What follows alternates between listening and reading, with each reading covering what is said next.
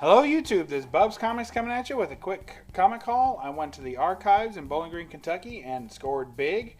Brought in some books on trade and add a little, so here we go. First off, we have Marvel Spotlight number 28. This is the first solo run of Moon Knight. So first solo story with Moon Knight in it. So there you go. Moon Knight's first solo run.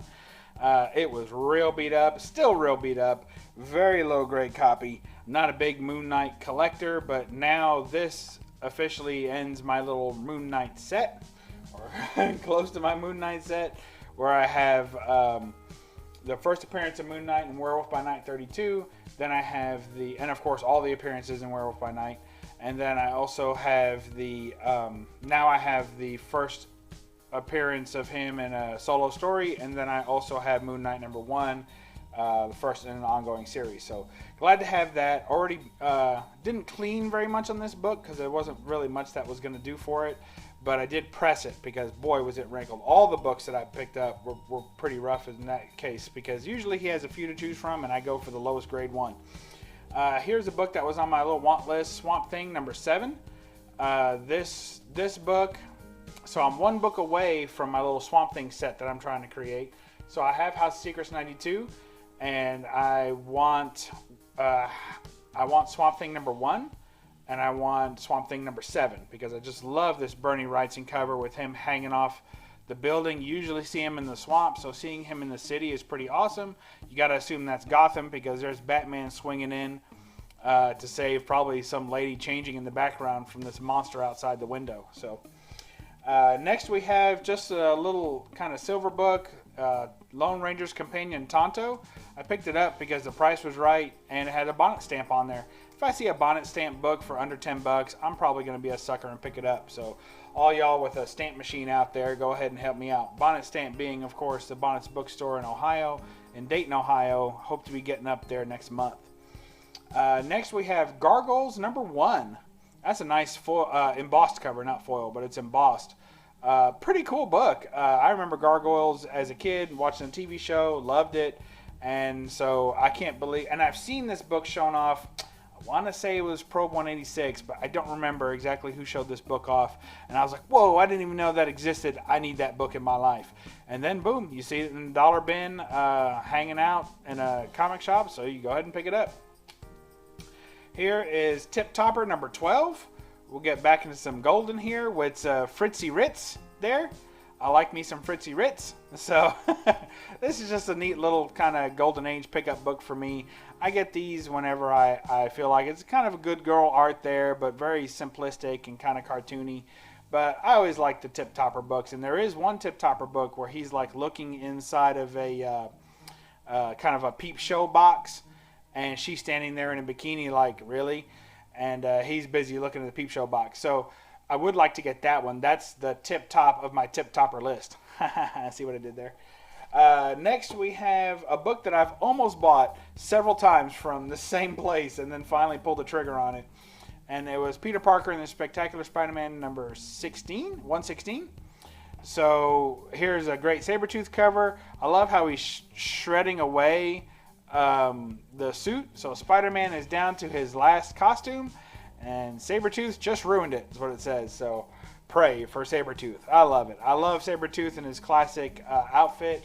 I do like the Jim Lee rendition and the X-Men in the Animated Series rendition as well, but I really like this classic costume. Looks pretty cool. Very happy to have that. Next, this is kind of a funny thing. So Space Goes Coast to Coast. So you know, when I was a kid too, this Cartoon Network was kind of a newer thing, and I was, I don't know, probably a early teen when this came out. So Space Ghost was, of course, a character. It was a Hanna-Barbera cartoon back in the day, and had comic books and everything else. And then they kind of, Cartoon Network revitalized it to make Space Ghost Coast to Coast. It was kind of a mock TV show with celebrities, and just kind of rehashing the same like 6 images of Space Ghost over and over again to create this show. And it was really funny and really cute.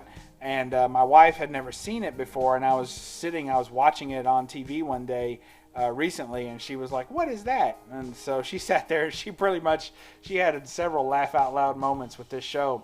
So that was kind of a nice thing that we both got to share. So when I saw this in the bin, I was like, "Man, I got to get that Space Ghost." All right, next we got the Barbie Twins Adventures #1. These Topps comics, you never know what to expect with these things, except cheesiness. It's got a double cover. The back is a flip book cover that's more painted, but I like this cover better, as it was more kind of art, comic art looking. Really liked it. I just remember having like a Barbie Twins trading card when I was a kid, and really enjoying that. So there you go, the Barbie Twins. Next we have Sheena, Queen of the Jungle 3D. I already have this book, but whenever I see a Dave Stevens cover, I buy it. And then I put it up against my current copy, and I slowly upgrade it. And then I'm probably going to be doing like a 600 subscriber giveaway soon, and this or the downgraded copy, whichever it turns out to be, will be one of the books that I give away in that set. So looking forward to that. But yeah, I just can't part with them. They don't sell for a whole lot of money, but I just think more people should be exposed to the exposed art of Dave Stevens. All right, winding down. Next we got Catwoman Year 1. This is Catwoman Angel #2, so they did her little Year 1 storyline in the annual. So it looks pretty cool. Jim Balin art. Not my favorite costume of hers, but you can't argue with his art. Looks fantastic. Next we got Alien Worlds #1. That I think is a Chiodo cover, Joe Chiodo. I already have this book. If you've seen it before, I've shown it before, but this is definitely an upgraded copy from the one I had, and I love the little dinosaur with the helmet. I think he is just too tough. Look at that little guy. Yeah, he's getting it, man. Look at this. He's got his rifle. He's ready to go. She's got a pistol. He's a long-range defense. Loving that. And then here's some stuff that I've only seen in other people's hauls. Never seen one myself. But here's some Matt Groening action with Bart Man #1. This is one of those books that every time I see it, it's beat to crap. And I think the reason is that whoever would have bought these books usually beat them to crap, right?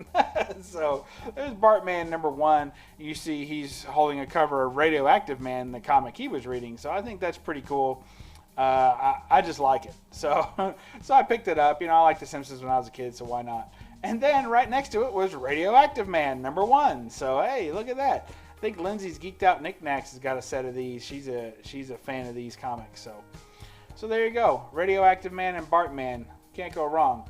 Classic X-Men #7. I picked this one up. And the reason that I picked this one up is because of the back covers that John Bolton did for a while on this run. And I'll show you real quick the back cover, which is the reason that I picked it up. Look at that. Hellfire Club, White Queen, Emma Frost coming at you. That's some good stuff right there. So John Bolton knocks it out of the park again. If I get a chance to meet him again, which I hope I do, I'm going to get this one signed, and I'll get that one on the wall. And last, and potentially least, we have Barbwire Comics Magazine Special. And the reason that I picked this one up is because, really, I need a reason. The frickin' Pam Anderson, man. Now, some of you may not be Pamela Anderson fans, and honestly, I don't know how well she really acts. I just remember that Barbwire, the Barbwire movie, which a lot of people did not know came from a comic book of the same title. Barbwire movie has the best opening like 30 seconds of any movie I've ever seen before. So if you've ever watched that, you know what I'm talking about. And if you haven't, I highly recommend it. I have the comic version of this. This is put out by Dark Horse. I have the comic version. This is magazine size, as you can see by relation to the other size books that I'm showing there. So this is magazine size format, and it's got a pull-out poster of Pam Anderson in the center, so good stuff there. And I have the comic book version, which is, of course, regular size and has a different cover. So now I have both, so that's a little set. So happy to have that. All right, y'all, that's a quick one for you. Hope you enjoyed that. And when you get done watching the first 30 seconds of Barbwire, read a comic. Thanks. Bye.